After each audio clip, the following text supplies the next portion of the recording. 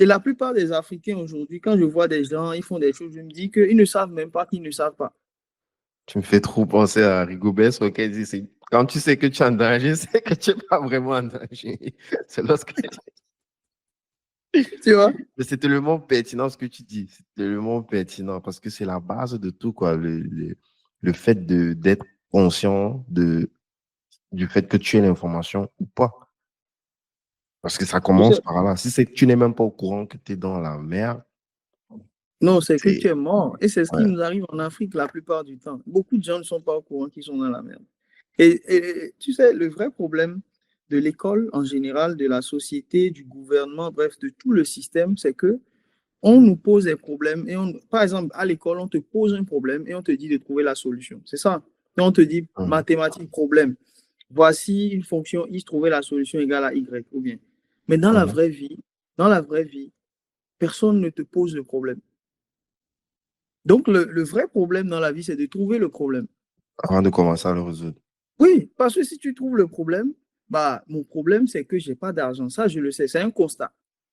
Mais comment, comment se fait-il que je n'ai pas d'argent, d'autres en ont, etc. Quel est le réel problème? Une fois que tu trouves ça, là, là, tu te retrouves vraiment à carburer et à atteindre rapidement au moins le minimum qu'il te faut pour pouvoir t'en sortir.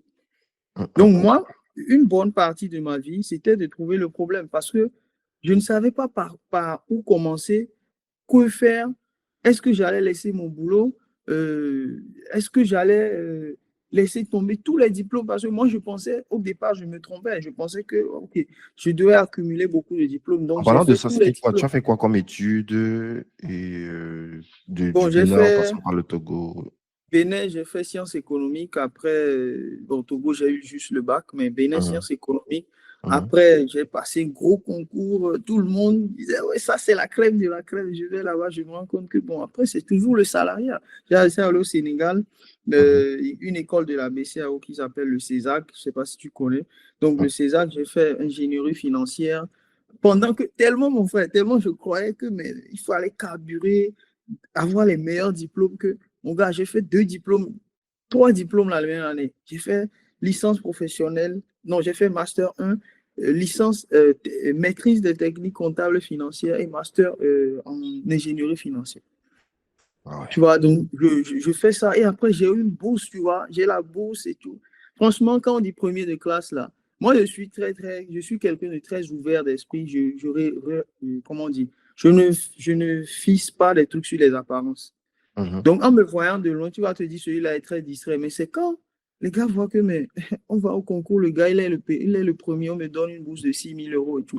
C'est là qu'ils comprennent que, après, en fait, c'est à partir du Sénégal que je comprends, en fait, que je commence à comprendre la vie que, en réalité, quel que soit le diplôme que j'ai, quel que soit puisque j'ai fait l'ingénierie financière et tout ce qui travaille dans la banque, Tu tu manipulais vois. l'argent des autres, des riches qui n'étaient pas forcément, qui avaient Analyse forcément le même diplôme que toi.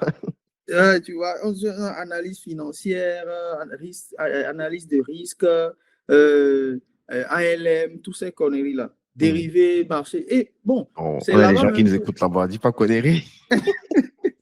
Non, mais sincèrement, moi, je dis toujours une chose. Si une seule personne écoute ce podcast-là et que il est dans la même situation que j'étais, ou bien dans la même façon de penser que j'étais, peut-être que ça peut lui faire un déclic. Mhm. Donc, je fais cette formation et c'est à partir de là, je commence à comprendre que l'ambition que j'avais de voyager, de pouvoir aller dans tous les pays, être dans les avions, faire ceci, en fait, ce diplôme-là, peut-être ça peut me donner ça, mais ça va mettre 10 ans. Peut-être quand je serai directeur des risques dans une Mhm. banque, Dans ou une bien grosse quand je banque. serai. Mais j'ai dit, mais mon gars, qui a 10 ans aujourd'hui? Qui a déjà compris qu'il faut gagner de l'argent et il se dit, je me donne 10, 15 ans pour pouvoir atteindre ce niveau-là. Et quel revenu aussi. Donc, des illusions. Là, je commence à avoir des illusions. Je dis, bon, OK. Et c'est là, je suis rentré. Après, je commence à travailler dans une banque et je vois tout l'écosystème. Je suis allé voir un aîné, il m'a dit, Augustin, si aujourd'hui, c'est l'argent que tu cherches, ou bien tu as envie d'être riche, laisse tomber tout ça et va créer ton business. Et je dis, mais c'est quel business je vais créer? Parce que je n'ai aucune idée de business, tu vois. Et c'est là que Là, tu étais ça toujours au commence à... Sénégal ou tu étais déjà... Là, j'étais au Sénégal. Mhm. Du coup, moi, je voyais mes potes et tout. Quand j'ai laissé tomber la banque, je voyais mes potes aller, venir. Le soir, on se parlait. Ils disaient, ah, toi, tu t'es lancé dans le, tu sais, d'un ton un peu sarcastique. Là, ils savent que rien Ouais, ne marche. il faut se moquer un peu. Donc, les gars me disent, ouais, bon, c'est monsieur businessman, tu sais comment? Je dis, bon, ça va, on se débrouille, on essaye et tout. Mais tu sais, quand tu es salarié, il y a un disque dur dans ta tête. Tu te dis, mais le gars, comme toi, par exemple, ou moi, là, ce matin, tout le monde est parti. Et nous, on est là, bon, on ne sait pas ce qu'on fait vraiment, on n'est pas bien en costume. Bon, les gens ne comprennent rien, en fait. Et ça, c'est un piège, tu vois, non? Je me rends compte de cette désillusion-là. Et c'est là que je commence à chercher des idées. En fait, j'ai fait de petits trucs avant, mais c'était juste pour le plaisir. Tu vois, j'organisais des tournois de football, une ONG que j'ai créée au Sénégal. Bon, l'ONG, c'est parce que je cherchais aussi l'argent. Donc, j'ai trouvé des rassemblées des jeunes vite fait. Et j'ai vu qu'il y avait des jeunes qui faisaient déjà. Et bon, moi, j'étais en bac plus 5, mon frère. J'arrivais même pas à créer une ONG.